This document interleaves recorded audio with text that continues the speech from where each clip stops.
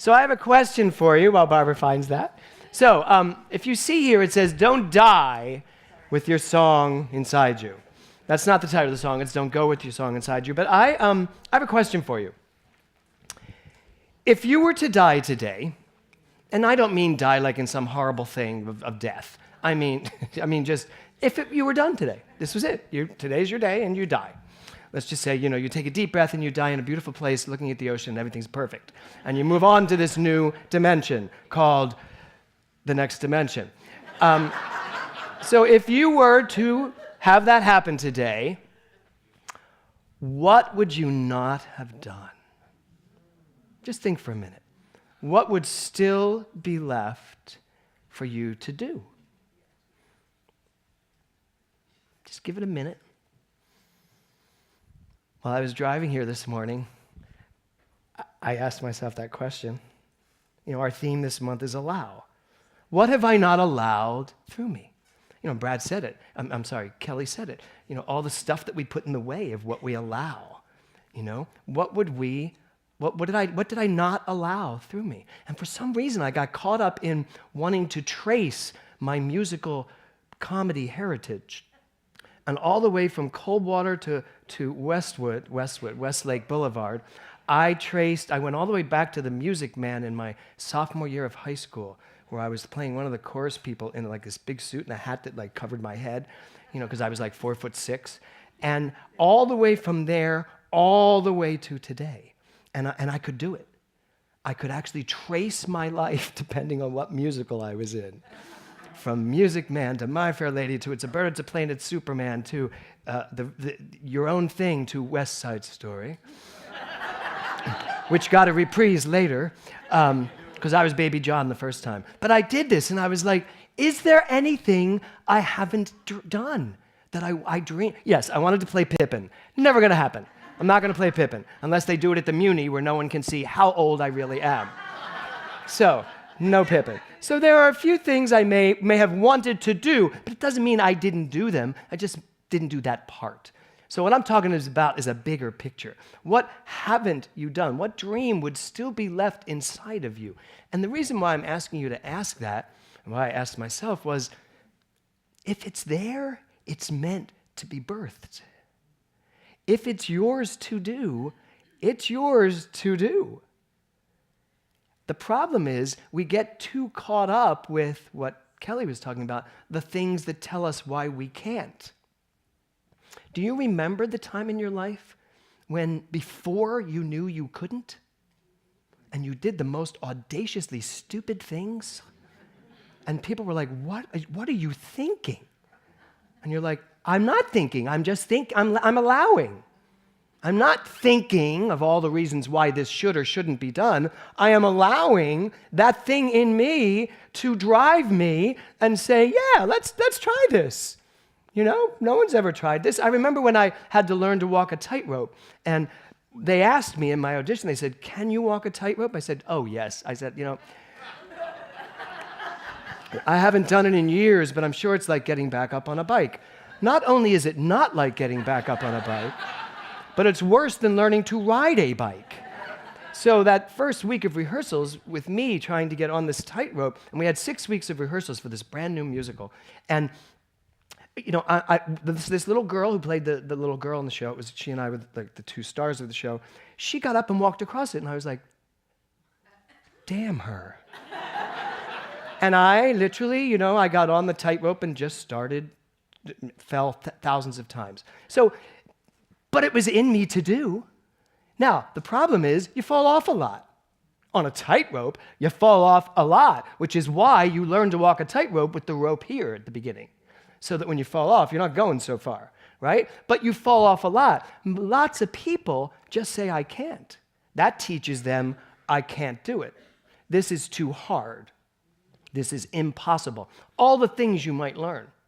And I remember when I reprised the role years later here in Los Angeles, I went back to the tightrope. They put one up in my front yard, and I got back on it well before the rehearsals so I didn't embarrass myself. And then they wanted me to learn to do the trapeze. And I know I've told this story before, but getting up on that trapeze, I stood up there and my heart was ready to jump out of my chest. Again, doing it because the little girl did it before me and did it brilliantly. And they were like, you really don't have to do this. I was like, really? Watch.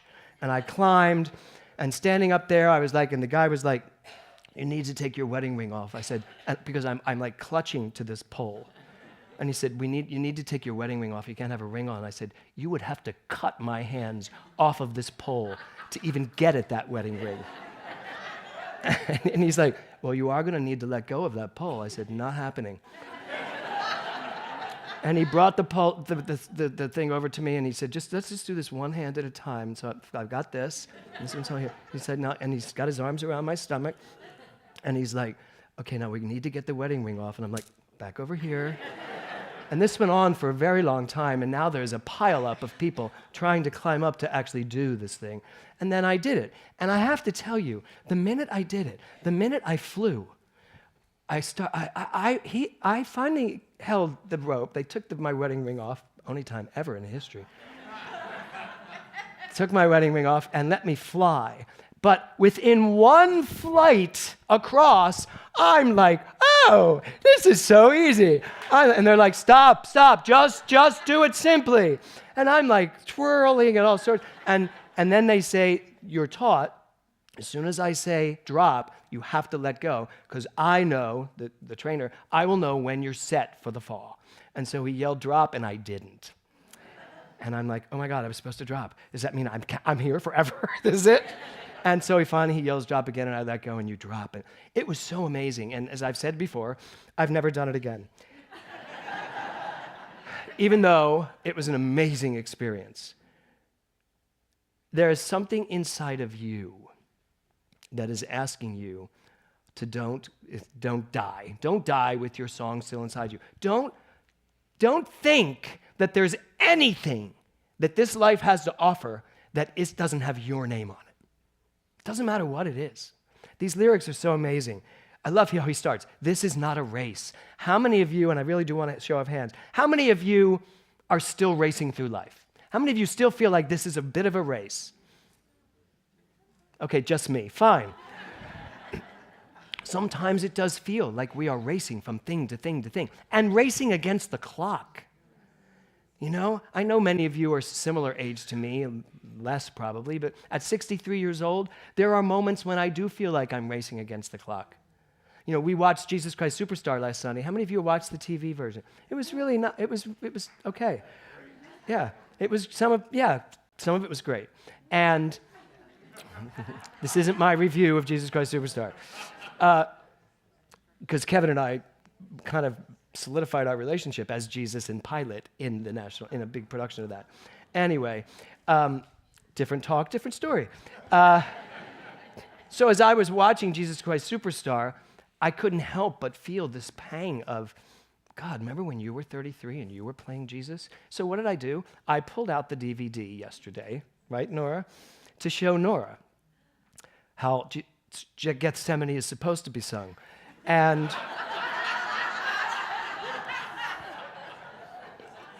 so anyway, I showed her. I think the first thing you said was something like, wow, this was your muscular phase.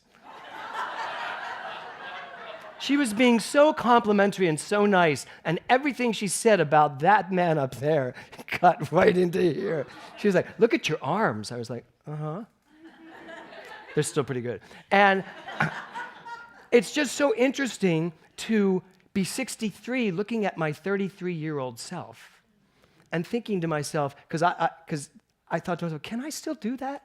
Could I still play Jesus? Again, at the Muni, which is a very big theater where they can't see the people on stage. They're just little pieces. So I did. I hit this kind of moment of like, oh God, I'm 63. I only have about 40 years left of this. Seriously, 103. I could star in a Broadway show at 100. I'd have to write it. So this is not a competition. Another lyric. I love that. This is not a race. This is not a competition. And it's not about competing with other people. I got to tell you, your older self competing with your younger self is the biggest problem you will ever have. Right? Your older self still competing with who this person. When I was that age, your age, when you're just getting ready to go to college, just stepping into college, it's like, oh my God, the whole world is mine. Everything is mine. They made this world just for me. So that when I step out into it, they just deliver it all. The rugs show up and they're there, and right? Yeah. I believed that. As you know, I still believe that in a lot of ways. But there's so many of us that start here, and then this happens, this hindrance, that thing, this thing, that relationship. Oh my God, all these things that are going on, and then we get here and we're like, it's exhausting. This competitive race is exhausting. And what do we leave behind? The very beingness, the very self that was here, the very God self that's inside saying, you go, girl, or boy, depending on who you are, or, yeah, right? So that's really what's going on. We need to allow ourselves to get back to here. Stop racing, stop competing, and I love this. Don't mumble your life away. Don't mumble your life away. Good, Connie's here. So, because I know you're going to love this next section. We're doing boot camp right now, and there are lots of people with lots of words, and one of the words is louder. And I thought about this. As soon as I listened to this song that I knew Brad was going to sing, it was like, louder. Don't mumble your life away. We still mumble when we are letting universal spirit know what we want. We're mumbling. And the universe is saying, what? What did you say? Did you say struggle? Oh, maybe he means struggle. Oh, because that's what I'm getting, struggle. When really what you're trying to say is vibrant. But you're going like, how many of you still feel that you're mumbling the truths that you know inside, like, I am the very presence of God, and as such, I get to claim my life. And my life is opulent, my life is fun, my life is passionate, my life is creative, my life is overflowing with joy. Claim that louder, as loud as you can, right, Connie? As loud as you can. Don't mumble. Don't mumble. Don't try to make yourself seem less than. And the humble. I knew you were going to look at me when you sang that word. It's nice to be humble, because I don't believe it is nice to be humble. Not the way humble is really understood in our world. Humble means that you're like, no, I'm less than. You know, I know who I am. You know, there's greater things than me. No, there is not. There is not a greater thing on this planet than you. And if you got that, you would know that about everyone. And we'd stop having people feel like they have to compete. I got at a very early age, when you audition for anything, you are not competing against anyone. You are going in, showing what you have, and the person that is best for that part will get it. And when you live your life like that, you are free to go anywhere, do anything, and say, here's what I got, you want it? No, it's not what you're looking for? No problem. How about you? And you don't stop. Right? So that's what this song is all about. We need to get back in the saddle of our lives, stop mumbling, say it out loud, and then live it out loud. Learn to fly just by reaching for the sun. I love that lyric. You may fall out of the sky. What if you did lose everything? I've thought about this in my life. It's actually a big consolation for me, because I know, I absolutely know, if I lost everything in my life, I'd still have me. And that's everything I need. And that's the truth. And that's the truth for you too. So you don't have to worry about losing anything. If you fall from the sky, you're going to learn how to fly. Or you're going to go splat. And that's not an option for me. Is it an option for you? No. So you're going to learn how to fly. So I just love this song. The title of my talk today is Permission. So my question to you is, where do you get your permission to live life at the level you want to live it at? Where do you get permission to live life on your own terms? What gives you permission? Who gives you permission? That's true, me. But I got to tell you, a lot of people think permission's being granted out there. We are permitted to do this because of this. We're permitted for this. They tell us what we're permitted to do. As you can only imagine, my youthful motto was, it's better to ask forgiveness, not permission. That's not what I'm suggesting to my children. They're almost 19. They don't ask permission anymore. So, do you ask the world for permission, or do you just go with what you know is yours to do? So here's the real answer to this question. Oh, great, Barbara. Barbara and I could not find an image for permission. She sent me a bunch, and I was like, I'm not feeling those. I said, I'll do it myself. I couldn't find one, so she made this herself. Good job. Okay, so it's better to ask forgiveness, not permission. There was this time when I think I was like 7, and my parents went out of town, and they let my aunt babysit us, stay with us for a weekend. And I heard what we were supposed to be doing. I didn't hear what we weren't supposed to be doing. I just heard her say, just make sure they're okay, blah, blah, blah, blah. So I decided to throw a carnival in our backyard. To take everything out of the house, I took some pearls of hers and put her on one of this little girl in the neighborhood so that she could play the bearded lady. I did this whole thing. I took her wig. I used everything. I used my dad's false teeth that he had in his closet. I did all this stuff. I never asked, because I knew the answer if I asked. What do you think the answer was going to be? So I thought, better, I'll just do it. And then I'll apologize if there's something to apologize for. And we had the most amazing time. And my aunt finally saw what was going on, and she was like, what are you doing? I was like, I'm throwing this carnival. And she goes, great idea. So she starts helping, because what I found out is my aunt is so much like me. Renegade is both of our middle names. And when my parents came home, and the yard was a disaster, and I didn't really remember where the false teeth were supposed to go back to, my father hit the ceiling. Nothing like a cop coming home and finding out that his son destroyed his false teeth. Obviously a spare pair, because he was wearing some when he left. And I want to get back to being that boy. I really do. I want to get back to that place where I stop wondering if I actually have permission from the world, where I know that the only permission comes, and here's the thing, Ernest Holmes said this, my beliefs set the limit of a principle which in itself is without limits. My beliefs set the limits to my life. Therefore, your beliefs are the things that are giving you permission. If you believe and know who you are, now you have permission to go be who you are. When you know who you are, you can be who you are. You have the permission. But when you have beliefs that are telling you, I'm 63 years old, I really should slow down a bit, I'm not going to be able to, blah, blah. I was telling the band that someone asked me recently if I thought in a big kind of theater, if I could still play riff in West Side Story. And I was like, no, I'm 63. No. He said, well, you dye your hair, make it short, you still have a great figure, you could still play riff. I was like, I'm 63. I was like, I said, my body, and I heard myself say it. I said, I could still play riff. I mean, I still got it. But my body, and I was like, that's a belief. My body, I believe my body could not play riff in West Side Story. Now, you may be sitting here going, well, that's just logical. You're 63. You're going to go slide across the floor? You're going to do a 5 pirouettes going all the way down to the ground? Yes. If I had a belief that believed that.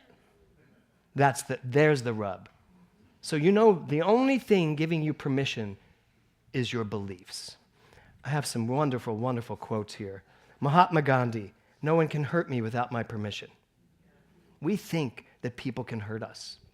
We think that stuff out there can take away from us. But we're basically giving permission to that person to hurt me because I'm letting them. That's how this works. That's how the mind works. Next quote, I love this. Wayne Dyer, give yourself permission to read at least one book for pleasure a month. So this week is be present. And in this week of boot camp, everyone has to take 1 hour a day and do something for themselves that allows them to be present. Something that makes them fill up with joy. 1 hour a day. You have to have seen people's faces. 1 hour? I've got to find 1 hour to do something for me that I'm going to like? Think about that. You have to take an hour out of your day every day. When did we become a culture of people that have a hard time loving ourselves? that have a hard time doing what makes us happy, that have a hard time stimulating ourselves, finding things that make us excited, living our passion. When did we become a people that have a hard time finding an hour out of a day to read a book, to go to the gym, to get a massage, to go to a museum, to ride a horse, to do anything that suddenly it's different, you mix it up. Eve Ensler, how many of you know who Eve Ensler is? She wrote a thing called the Vagina Monologues. Remember the Vagina Monologues? My husband and I, we saw the Vagina Monologues the very first night it was ever, because Eve is a friend. She wanted us all, she brought a bunch of people together to hear her read by herself this thing called the Vagina Monologues. We kind of understood what the night might be about, but we really were not prepared for what she was about to do. And I got to tell you, sitting there, just watching this woman let the power come through her, reading monologue after monologue. I will say, though, at one point, my husband turned to me. He went from sitting up attentively to such slouch. You see, so at one point, he turned to me and went, "If I hear the word vagina one more time." Because it was a little much coming from one woman the whole evening. Anyway, that's Eve Ensler. Here's what she said. Why are women immobile? Because so many feel like they're waiting for someone to say, "You're good, you're pretty, I give you permission." Very powerful sentence. And it's not just about women, it's about men too. You know, we're waiting for the world to affirm us so that we can be affirmed and do something. Don't wait. Don't wait. Francis Ford Coppola said this, "I know that if a film is ready to emerge out of what I write, I'll be able to go off and make it without asking anyone's permission." I know that if a film is ready to emerge out of what I write, I'll be able to go off and make it without asking anyone's permission. Francis Ford Coppola, who clearly has let his song live in the world. So I'm going to go back to my question I asked you at the top of this. If today was your last day, what would you have left undone? What song wants to come out of you, yet you have the reasons why it can't? It's very important for us to ask ourselves these kinds of questions and listen for the answer. You know, Francis Ford Coppola talks about allowing something to come through him, and that's what this whole month should be about. You allowing your greatest self to come through you so that you can give it birth and just let it take you on its journey. So where is that masterpiece inside of you? Where is that thing in you that wants you to live it? Where is that thing in you that is asking you to sing it? Where is that song in you that doesn't want you to go to your grave with it being unsung? That's your job this week.